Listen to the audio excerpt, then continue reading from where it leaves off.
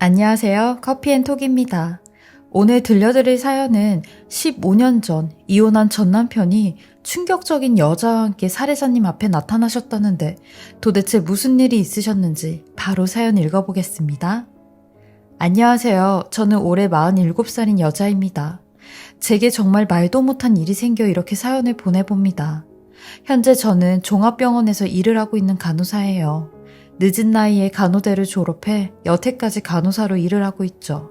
무려 30살의 나이에 간호대를 졸업했는데 제가 20대 때 방황을 좀 많이 했어요. 제가 20살 때 제 유일한 가족인 저희 엄마가 돌아가셨거든요. 생사도 모르는 아빠 없이 절 키운 엄마였는데 그런 엄마가 없다고 생각하니 이 세상을 살아갈 용기가 나지 않았어요. 유난히 저희 모녀가 애착관계가 심했거든요. 그러니 한 5년 동안은 집안에 틀어박혀 아무것도 안 하고 살았습니다.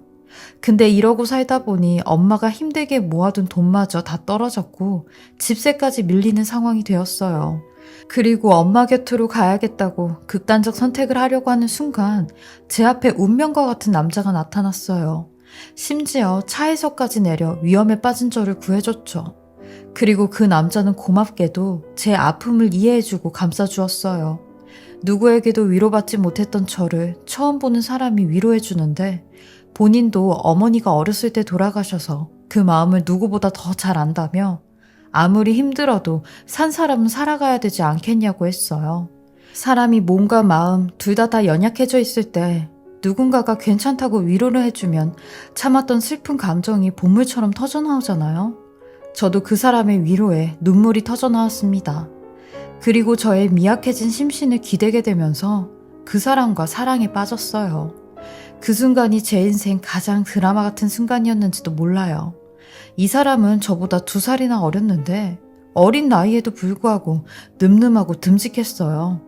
그리고 제 사정을 알곤 취직까지 시켜주었는데 중식 레스토랑에 취직을 시켜줬어요. 알고 보니 이 사람의 아버지가 이런 레스토랑을 3개씩 가지고 있는 사람이더라고요. 남부러울 것 없는 부잣집 아들이었죠. 이렇게 맺어진 인연이 이대로 끝이 나는 줄 알았는데 결국 저는 이 사람과 사귀게 되었고 4년 뒤엔 결혼까지 하게 되었어요. 제 나이 27살, 남편의 나이 25살이었죠. 그리고 저희 결혼에 아주 큰 이바지를 한 사람이 있었는데 같이 서빙 일을 하던 승아라는 친구였어요. 이 친구의 도움이 없었다면 아마 전 남편과 결혼도 하지 못했을 거예요. 그 정도로 이 친구의 도움이 아주 컸죠. 승아라는 친구는 미혼모였는데 18살 때 딸을 낳았어요. 그래서 초등학생 딸이 한 명 있었죠. 그래서 그런지 저랑 동갑임에도 불구하고 굉장히 어른스러운 친구였어요. 제가 인복은 좀 있었는지 사회에서 만난 친구였지만 여느 자매보다 더 자매처럼 지냈습니다. 심지어 결혼하기 전 2년 동안은 월세라도 아끼자는 취지로 승아와 승아의 어린 딸과 함께 셋이 살았거든요. 같이 살면서도 한 번을 싸우지 않고 정말 잘 지냈어요. 하늘에서 엄마가 제게 이런 가족과 같은 사람을 보내준 것 같았죠. 그리고 남편이 군대를 제대하자마자 제게 결혼을 하자고 했어요. 근데 시아버지가 반대를 극심하게 하셨죠.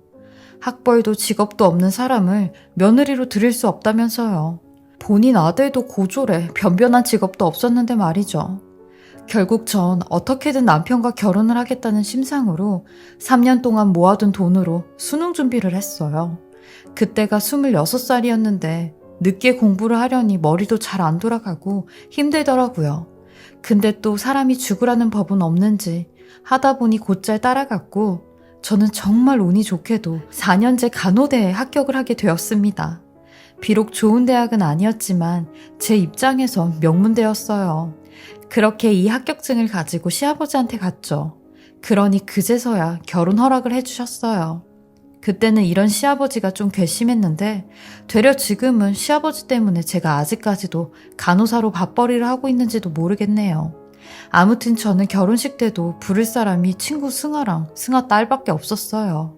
엄마가 돌아가시니 친척들과는 연락도 끊어져 부를 수가 없었죠. 고아나 다름없었지만 곧 가족이 생긴다는 생각에 외롭지 않았습니다. 그렇게 남편과 결혼을 하게 되었어요. 남편과 사귄 기간은 4년이었는데 2, 3년 동안은 남편의 군대를 기다렸기에 막상 연애한 기간은 짧았어요. 그러니 결혼해서도 연애하는 기분이더라고요. 하지만 그것도 딱 3년이었어요. 사랑에도 유통기한이 있다고 3년이 지나니 서로에 대한 마음이 차갑게 식어버리더라고요. 게다가 아이까지 없었으니 부부에 대한 애착이 별로 없었어요. 남편이 아이 낳기를 계속 미뤘거든요.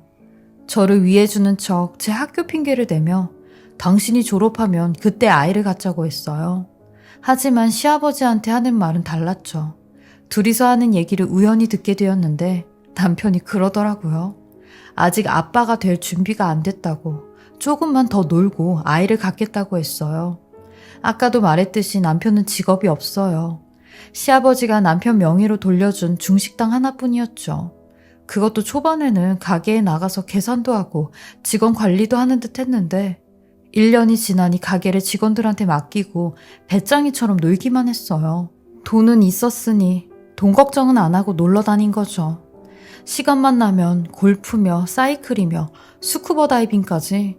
겨울에는 3달 동안 푸켓에 가서 스쿠버 다이빙을 하고 왔어요. 그럴 때마다 부부싸움도 늘어만 갔죠. 저는 나름 제 인생을 그려나가고 있는데 남편은 그러지 않는 것 같았어요.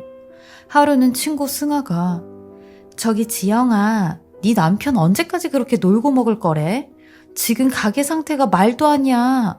직원들도 사장이 없으니까 아주 자기네들 맘대로고 손님들도 가게 서비스 정말 별로라고 점점 줄어들고 있어. 내가 가족 같으니까 이런 말도 하는 거야. 그러니까 빨리 네 남편한테 가게 좀 돌보라고 해라 라고 하는데 다행히 승아가 계속 가게에서 서빙 일을 해서 이런 말도 들을 수 있었죠. 승아에게 이 말을 들은 그날도 남편은 새벽까지 술을 마시고 집에 들어왔어요. 그 모습을 보고 또 큰 소리가 났죠.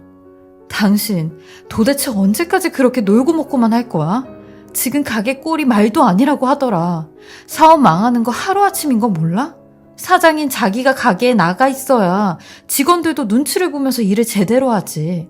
승아가 그러는데 지금 가게 망하기 일보 직전이래. 나도 공부하느랴 스트레스 받아 죽겠는데 이런 것까지 내가 신경을 써야겠어? 하니 남편은 소리를 지르며 야, 너는 편하게 내 돈으로 대학 다니는 주제에 무슨 스트레스야.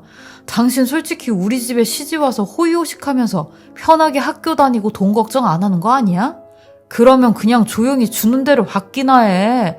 어딜 하늘 같은 남편한테 감나라 배나라 하고 있어? 라고 했죠. 그리고 이런 부부의 사이가 격정으로 치닫게 된 사건이 하나 생겼습니다. 남편한테 다른 여자가 있다는 걸 알게 되었습니다. 그것도 대담하게 그 여자를 집까지 끌고 들어왔더라고요. 제가 병원에서 3교대를 일을 하니 남편 놈은 그날도 제가 밤에 근무를 하는지 알았나 봐요. 집에 들어갔는데 현관문 앞엔 웬 새빨간 하이힐이 놓여져 있었고 안방에선 남편 놈과 어떤 여자의 웃음소리가 흘러나오는데 정말 그 장면은 아직까지도 뇌리에 박혀 잊혀지지가 않네요. 저는 그 길로 집을 뛰쳐나와 친구 승환의 집으로 갔습니다. 제가 갈 곳이 그곳밖에 없더라고요. 제 얘기를 들은 친구는 당장 이혼하라고 성화를 부렸어요. 너처럼 능력 있고 병원에서 간호사로 일하는 애가 왜 그딴 놈이랑 같이 살아야 돼? 너 당장 헤어져. 바람은 고칠래야 고칠 수도 없는 병이야 병. 이라며 고래고래 소리까지 지르더라고요. 그러면서 너 만약에 그 인간이랑 이혼 안 하면 내 얼굴 볼 생각도 하지 마. 알았어? 그러니까 내일 당장 법원 가서 이혼 서류 그놈한테 집어 던지라고 하는데 저 대신 화를 내주는 건지 아니면 본인이 화가 나서 그러는 건지 좀 의아할 정도로 화를 냈어요. 남편은 제가 승환의 집에 있는 걸 알고는 절 찾아와서 무릎을 꿇으며 한 번의 실수니까 이번만 용서해달라고 사정사정을 하는데 그런 남편을 보고 승아가 용서는 무슨 용서? 이게 용서가 된다고 생각해요? 입장 바꿔서 지영이 얘가 그러고 있어봐요. 택준 씨는 용서가 돼요? 지영아, 너 당장 이혼해. 바람피는 인간들 갱생이 불가하다고 하며 남편을 내쫓았어요.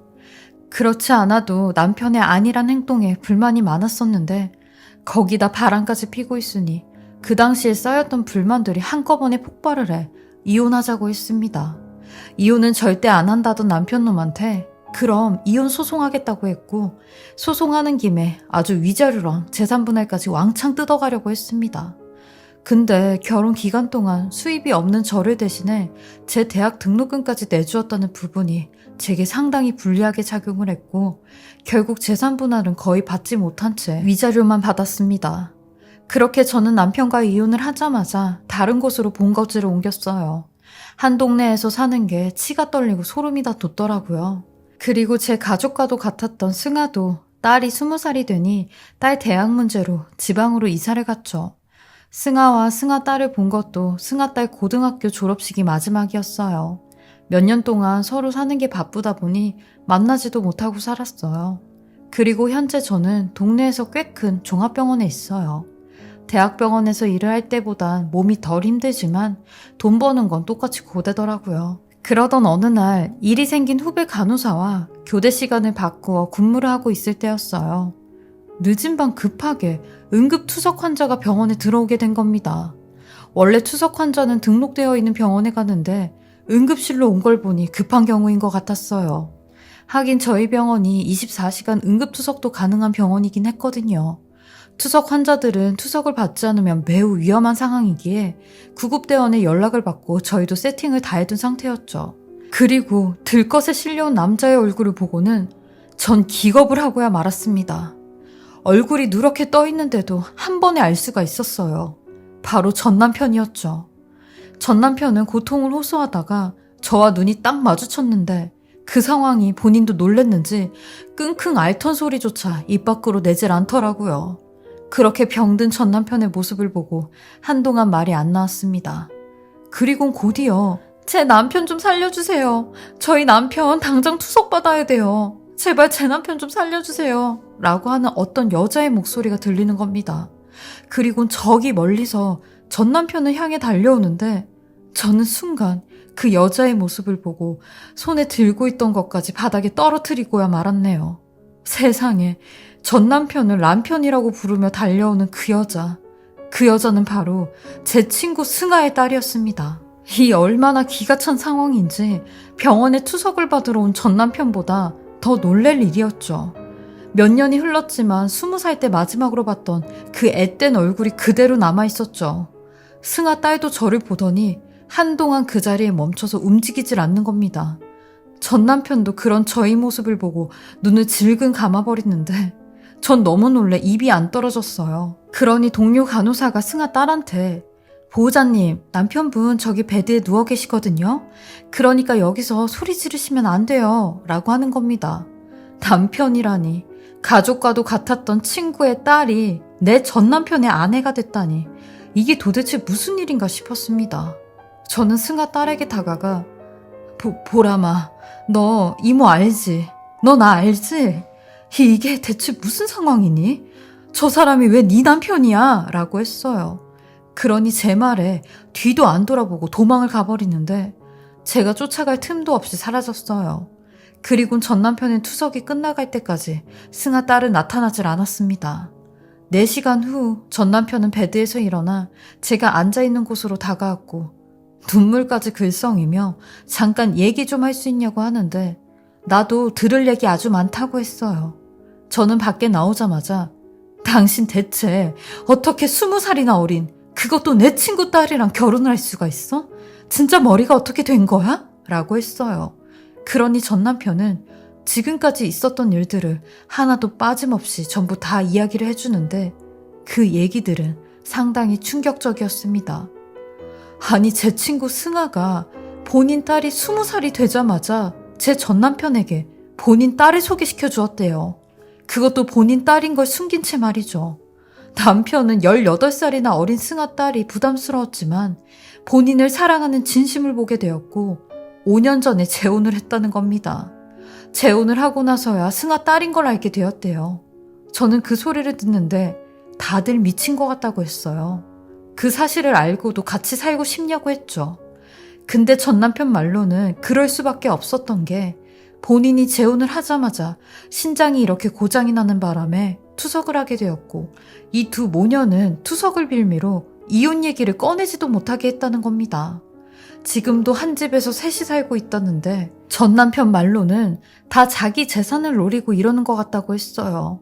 다른 식구들한테 도움을 청하려고 했지만 시아버지도 돌아가신 지 10년이 되었고 외동인 본인이 누구한테 부탁을 할 수도 없었다고 하더라고요. 근데 제 생각이 제일 먼저 났다고 하는 겁니다.